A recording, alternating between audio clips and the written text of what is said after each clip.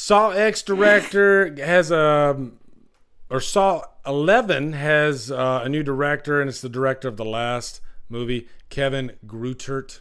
Yeah, Saw franchise made a major comeback last year, 2023. Now for 2024, it's clear that Saw is back as an annual tradition. The next highly anticipated film in the series, Saw 11, has been announced, and we now know who will be the director.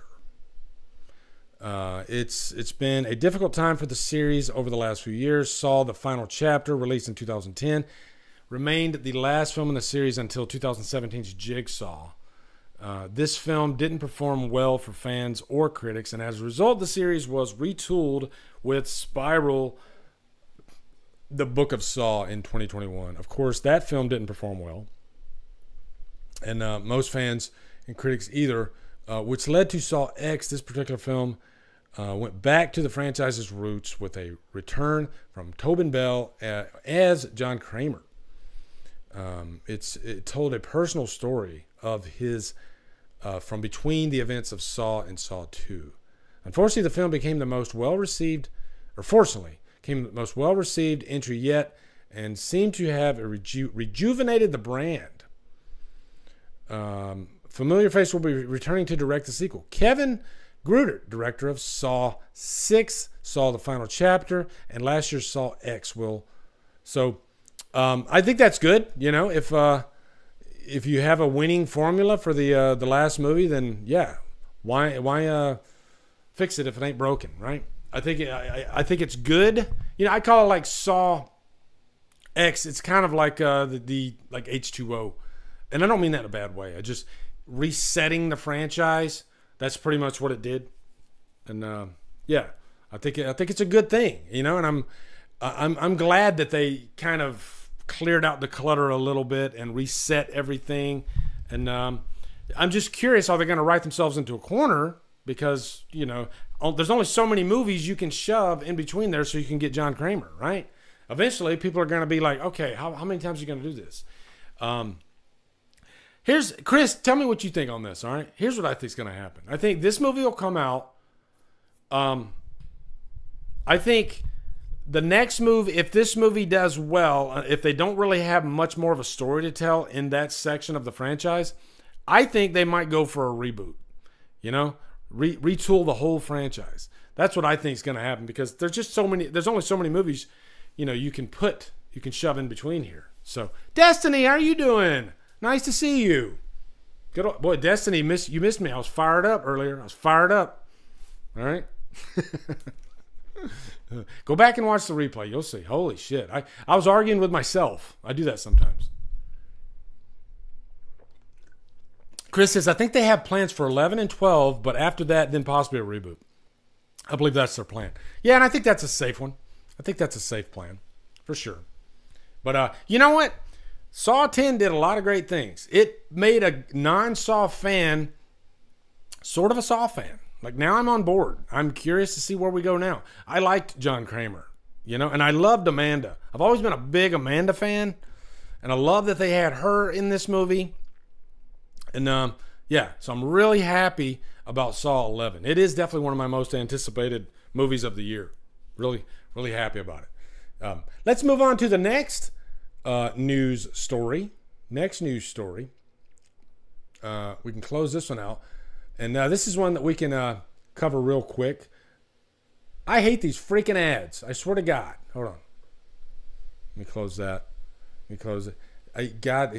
And you can't use the pop-up blockers on some of these sites, you know? They don't like that, right?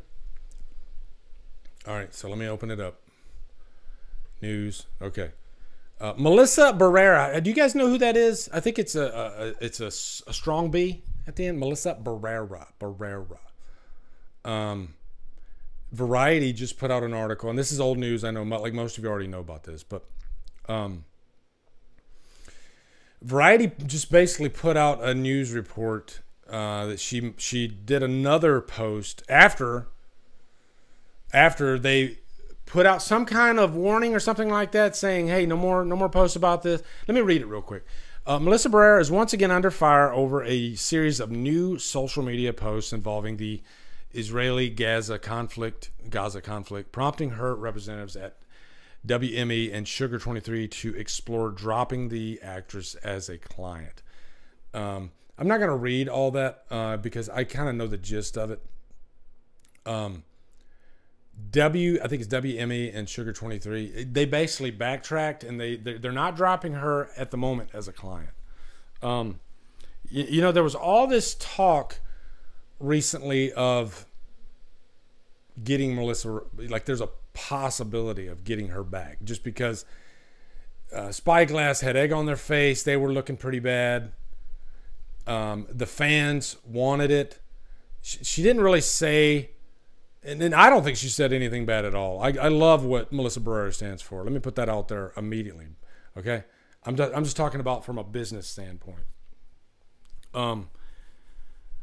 When you're dealing with these freaking organizations, you know, they have you by the balls, or the lady balls.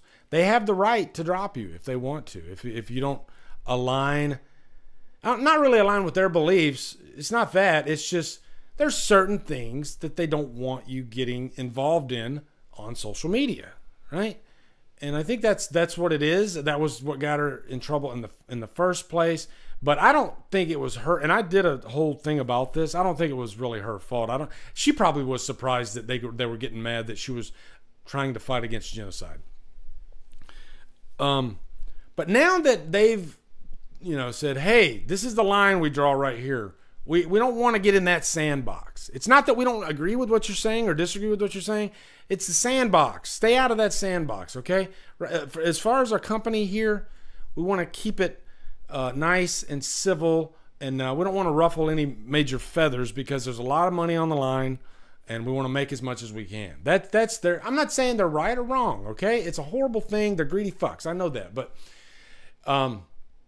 you're under their rules. You know, you have your freedom of speech, and you can say whatever you want. You're not going to go to jail, but you might end up, you know, not being on the next Scream movie. So I was thinking before this particular update, maybe with some with the Nev Campbell muscle, you know, getting all of them in a room. She's still really good friends with the rest of the core four. You know, every time they see each other, they got to take photos together. I was thinking there was a good chance that maybe she'll come back. She's got this new freaking movie coming out with Radio Silence. But then this happened. And now I think that's the nail in the coffin.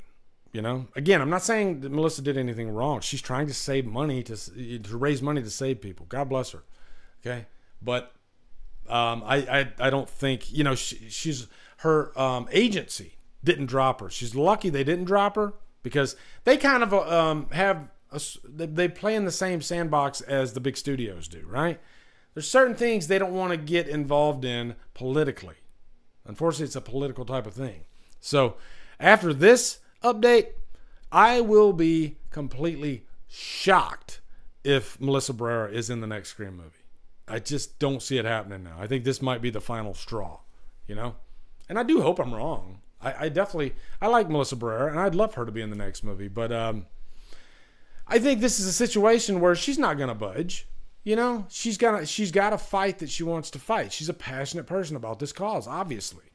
So I think she's probably sending a message to the studio. Hey, you're not going to change me. I'm going to keep fighting this fight, right? So, yeah, I think that's just what it is. So, yeah, that's the Melissa Barerra story. And then the last one I wanted to talk about was Evil Dead Spinoff. Can you guys see that? Yeah. Evil Dead director reveals hopeful release window and it's perfect. All right, so let's see what they say. And let me close this. Do you guys want to buy a car? Okay, no. Okay. All right. Co-writer, director Sebastian Vanisek hopes to start filming the Evil Dead spinoff in late 2024. Spinoff is expected to have a Halloween 2025 release date, according to Vanisek. Is given 100% creative freedom by franchise creator producer Sam Raimi. We like that, right, guys? Like to have that creative freedom. As the franchise forges ahead in a new direction, co-writer, director Sebastian Vanacek reveals his hopeful release window for the Evil Dead spinoff. Plot details remain unknown for the next installment in the Sam Raimi created franchise, though it has been described as being a spinoff, seemingly taking a page out of 2023's Rise playbook by focusing on a different story in the Deadite-driven universe. Raimi is once again producing the project alongside creative partner Robert Tapert via their Ghost House Pictures label. During a recent interview with Konbini, Vanacek offered some insight of the upcoming Evil Dead spinoff, in addition to teasing his nasty approach to the new installment and confirming being given 100% creative freedom. Let me see if we can find what he says. The next Evil Dead can set a new franchise trend.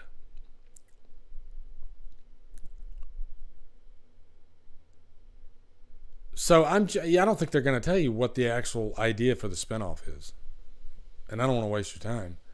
I mean, do you guys have any idea? Like, are there any theories in your brain that you're thinking like maybe they'll go this way? Because it's hard for me to think in terms of a spinoff, because Evil Dead's such a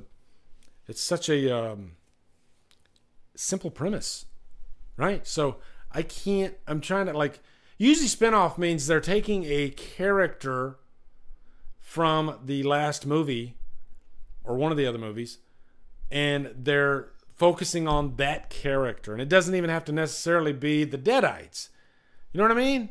So if it's a spinoff, would the Deadites be? I don't know. I'm talking to myself. I have questions. Right? What could a freaking spinoff to Evil Dead? Maybe they follow Lily Sullivan from the last movie. Yeah. I'm hoping Jane Levy comes back eventually, because I think she's down for it for sure.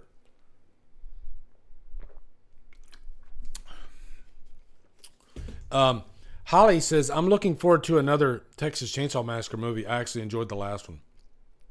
Holly, how did I forget to add that on the news? I'm always down for new Texas Chainsaw Massacre. I think it's a really fun franchise. The only ones I don't really like are Next Generation, and Part 3 is like my least watched. I just never feel like throwing in Part 3. But all the other movies, man, I have a blast with them. I love the Texas Chainsaw. So yeah, they're gonna do a. I don't know. Are they gonna, like, I was watching like Christian Hanna, and he was saying something about like there's never been a real Part 3. Like every movie takes off the first movie or it takes off one of the other movies, but they never stay the course plot-wise and story-wise, character-wise. They always kind of mix it up, and you don't know if it's a freaking a direct sequel to the first movie. Like sometimes you don't know what the hell it is, right? Like Next Generation. It's like, what is this movie? Yeah, it's one of those few franchises that does that, because the characters in Texas, they're just not really that important. We like them. We enjoy rooting for them. But we don't care if they're in the next movie. And it's one of those weird franchises like that. Most franchises, like say Halloween. Oh my God, I want to follow Jamie Lloyd. I want to follow Laurie Strode. I want to follow, Rachel Carruthers. Friday, I want to follow Tommy Jarvis. But they don't really have a character like that in. It's all about Leatherface. That's all we want, right? So is Friday. I mean, yeah, I guess you got Tommy Jarvis, but outside of Tommy Jarvis, there's really nobody that you want to kind of follow anyway in Friday. So they could kind of do that too. I can't wait for more Friday, if I'm being honest. Yeah. Thank you, Holly. I prefer the Texas Chainsaw Massacre the beginning over the remake. God, man, I really do. I love the beginning. That is such a great one. I think that's the first prequel. No, they actually had Leatherface. That was a prequel too. What's up, Mr. Happy? How are you doing? Thank you. What's up, guys? You are at the end of the DD Live clip. What I do is I like to clip these out if I think the topic is important or something that's newsworthy. So thank you for watching. And if you want to watch more, you can go over here. You can go over here. Click on one of those. And yeah, hopefully I can do this for 20 seconds, which I think I did. Okay, so yeah, thanks for watching, guys.